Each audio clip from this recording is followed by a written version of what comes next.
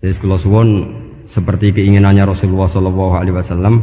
Terus niki terakhir anna Rasulullah sallallahu alaihi wasallam kana la yanamu hatta yaqra alif lam mim tanzil wa tabarakalladzi biyadil mulku wa qala las antawuf yufaddilani kulla suratin fil Qur'an bisab'ina hasanatan. Jadi di antara kelebihannya surat Tabarok adalah mengungguli umumnya surat dengan kelas 70 kali derajat. Jadi keunggulannya surat Tabarok itu bisab'ina darajah di bawah surat-surat yang lain. Sudah, ini surat Tabarok agak panjang. Tapi alhamdulillah dari semua itu surat Tabarok itu kalah mbek Qul huwallahu ahad. Jadi ini nikmat terbesar kita. Karena enggak perlu Tabarok, saiki porsi ini diturunkan jadi apa? Qul. Makanya banyak tarawih main apa? Qul. Itu bukan cari cepet, itu dalile musalsal ila Rasulillah sallallahu alaihi wasallam. Jadi ada sahabat itu kalau ngimami main Qul. Di Indonesia masih mendingan kulhunya rokaat kedua ya. Itu enggak sahabat ini rokaat pertama ya kulhu, kedua ya kulhu. Masih mendingan di Indonesia dipakai selingan rokaat kedua. Singkat cerita sahabat yang makmum ini lama-lama mangkel, matur ya Rasulullah, ini orang yang kau pasrai jadi imam itu sering main kulhu. Akhirnya Nabi memanggil, ya Fulan, kenapa kamu suka baca kulhu? Li'annaha sifatur rahman, karena dalam surat Qul itu semuanya menerangkan sifatnya Allah Ta'ala. Maka saya suka itu. Nabi saat itu juga dapat wahyu, ya Muhammad kasih tahu orang itu, inni uhibbu, saya suka dia karena dia suka Qul. Nah, itu aja hafalkan itu. Jadi itu riwayat yang lebih menggembirakan itu. Jadi enggak usah Tabarok, cukup apa? Qul. Dan itu lebih mutawatir. Makanya dalam legenda dunia kiai itu kan ini ada cucunya Sayyidina Ali. Tuh, siapa yang bisa khatam Quran sekian menit, yang menang Sayyidina Ali ya, karena baca kulhu sampai 3 kali, yang dianggap takdilul Quran, sudah sama dengan baca Quran. Jadi ini ijazah terakhir, ini jadi porsinya tambah turun. Saya itu suka. Saya itu punya banyak penggemar lah di Jogja, di Jakarta. Memang agama ini harus mudah. Saya itu kalau baca kulhu itu sampai nangis. Nangis saya bukan karena faham atau haru, itu enggak. Sebaik itu Allah. Masa gara-gara hafal kulhu, main kulhu dicintainya? Ya karena memang Allah itu benar-benar zat yang baik. Makanya saya punya teman itu kurang ajarnya Masya Allah. Kalau tes ditanya rukun Islam berapa, nawakidul wudhu berapa, muftitatus sholat berapa, semuanya dijawab la ilaha illallah. Terakhir ditulis kafir Pak, sama nyalahno iki. Nyalahno la ilaha illallah kafir apa ndak? Gurunya bingung kan akhir. Di ek iku la ilaha illallah kok di ek. Akhirnya bocah diceluk, "Cong maksudem piye? Mun sampean wani ngeek Pak, kafir Pak." Akhirnya sugahno ribet-ribet. Pertanyaan apa tuh? Ma muktilatus sholat ya la ilaha illallah. Nah gitu wudu ya. Tapi jangan tiru loh. Lah gurune apa ngeek gak wani kafir. Siapa yang berani ngeek la ilaha illallah? Ya ana meneh sing bowel iku. Angin belinge iku disurati wong tuane. Kalau nu mondok sarang era kuno, dadi ijek lugu wong. Surati wong tuane, kowe gak susah, wong tuamu disurati. Tenang ya Gus, bapakku buta huruf. Dadi wis disurati, gak ngefek wong bapake buta huruf. Nah, di Islam, saya ulang lagi di Islam.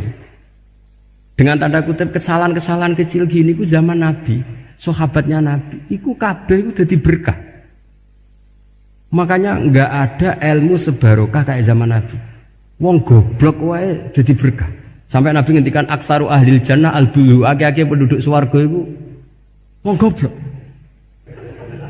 Mergo wong goblok iku piye? Apa dimangkeli iku ya gaweane pangeran.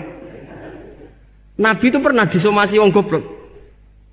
Itu ya piye? Nabi kan cerita kiamat tuh gini. Yang kemarin enggak jadi itu. Kiamat di Indonesia kan berapa kali ya? 999 terus 2000 berapa? 12 terus Jumat apa kan sering mau ada kiamat tuh. Saya sering ditanya tamu, Gus, ngenteni kiamat teng pundi? Enteni ning kene barang aku aneh-aneh. Ngkarwan la ya'lamuha illahu bokas bakas. Nak misalnya tenan piye Gus? Ya tenan sing entek kowe sik, enak aku gak. Wah sesuk tajak ngenteni kiamat ora sida kiamat. Aneh-aneh. Saya ulang lagi. Ketika Nabi cerita dasarnya kiamat itu sahabat itu enggak mikir. Padahal mereka orang-orang pinter. Si mikir wong desa, Mas. Ya Rasulullah mata sa'ah. Engkau itu cerita kiamat terus tapi enggak jelas tanggalnya. Lalu itu kapan? Wah, kaget sahabat. Oh, pinter juga. Kalau cerita itu ada tanggalnya dong. Ini kan cerita terus tapi enggak jelas tanggalnya. Apa diamuk wong desa? Ora diamuk mangkelno.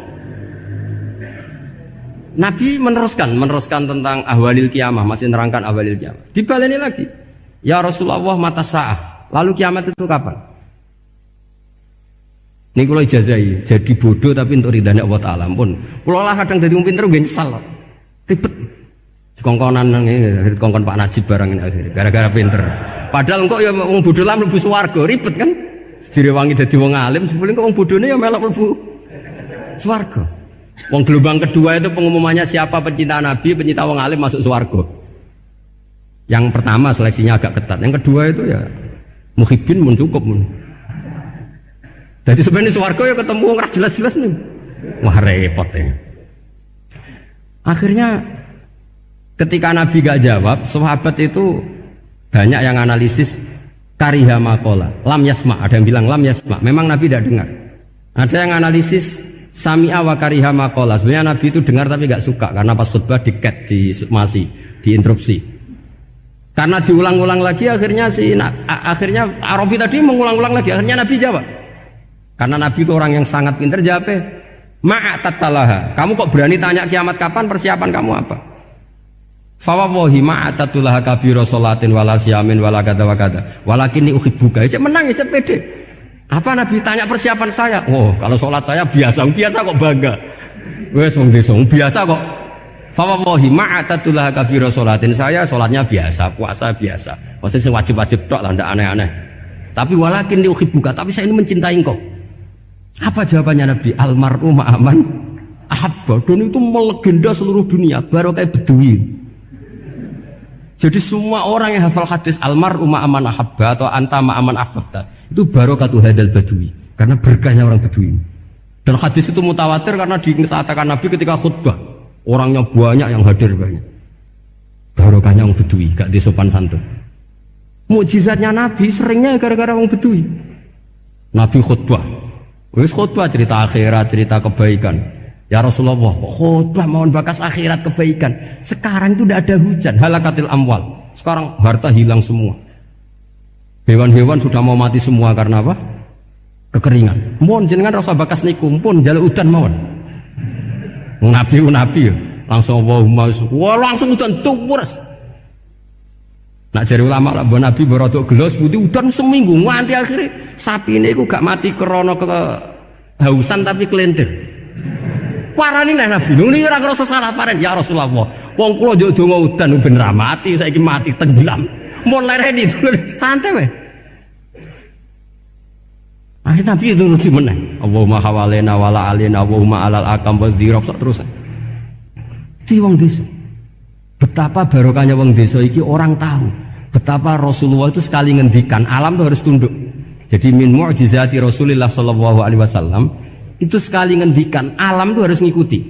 Jadi Nabi misalnya ngendikan hujan, itu panitia hujan, malaikat hujan harus nuruti. Nabi ngendikan berhenti juga harus berhenti. Makanya enak jadi Nabi itu. Tapi kamu nggak mungkin, sudah tutup, tidak ada mungkin. Makanya Nabi itu pernah minta dalam satu maidah, ya fulan saya ambilkan dirok. Dirok itu kaki kambing yang depan, diambilkan. Ambilkan lagi, diambilkan. Ambilkan lagi ya Rasulullah, bukankah kambing hanya punya dirok dua, kaki depan dua? Andaikan kamu bilang iya, maka akan selalu ada dirok selagi aku minta-minta. Karena alam ini akan mengikuti. Jadi Nabi misalnya mau dahar gitu ya, kok Nabi ngendikan ya Jabir, ini jangan kamu entas, yang entas harus saya. Ini cukup untuk makan orang banyak. Nabi sekali ngendikan cukup. Nasi ini punya konstitusi, harus cukup. Karena Nabi ngendikan cukup. Itu hebatnya Nabi. Beliau punya spesial. Alam ini harus nurut sama beliau. Makanya disebut wadhabu wal ghazala yasyadani laka birrisalah. Semuanya itu harus tunduk. Nah, akhirnya syafaat-syafaatnya Nabi itu gara-gara wong desa-desa. Saya itu pengagum wong bodoh ya, termasuk hadisul Arabi tadi. Ada orang desa tanya, "Ya Rasulullah, nanti kalau saya mati itu yang ngisap siapa ya?" Allah ya. Wah, bagus lah. Terus langsung mulai. Barang mulai abe guyu-guyu. Nabi piye karepe? Dipanggil lagi. "Ya Arabi, kenapa kamu tertawa-tawa terus pulang?" "Ya baguslah kalau yang ngisap Allah. Selama ini hubungan sama Allah saya baik-baik saja." Tapi Nabi muji faqhu hadzal Arabi. Wis pinter kowe cong. Terus pernah lagi ada orang Bedui tanya, "Hal yadhakur rabbu ya Rasulullah? Apakah Tuhan itu pernah senyum? Pernah tertawa?" "Naam," kata Nabi. Ya pernah. Lan na'dima min rabbin yadhaku khairan. Kalau Tuhan pernah senyum, pernah tertawa, wah orang kalau pernah tertawa itu pasti baik. Ya baguslah, enggak apa-apa. Jadi makanya ini unik ya. Islam itu agama yang unik. Agama yang berkah, yang alimnya ya ketulungan, yang bodoh juga ketulungan. Karena memang agama ini untuk semua, lil alamin, untuk semua.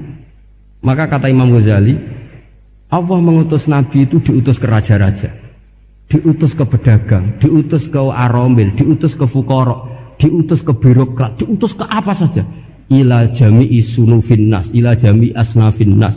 Bahwa semua yang mengapresiasi kenabiannya Nabi itu mulai raja, pedagang, PNS, birokrat, orang miskin, orang apa saja mengapresiasi dakwahnya Rasulullah Shallallahu Alaihi Wasallam.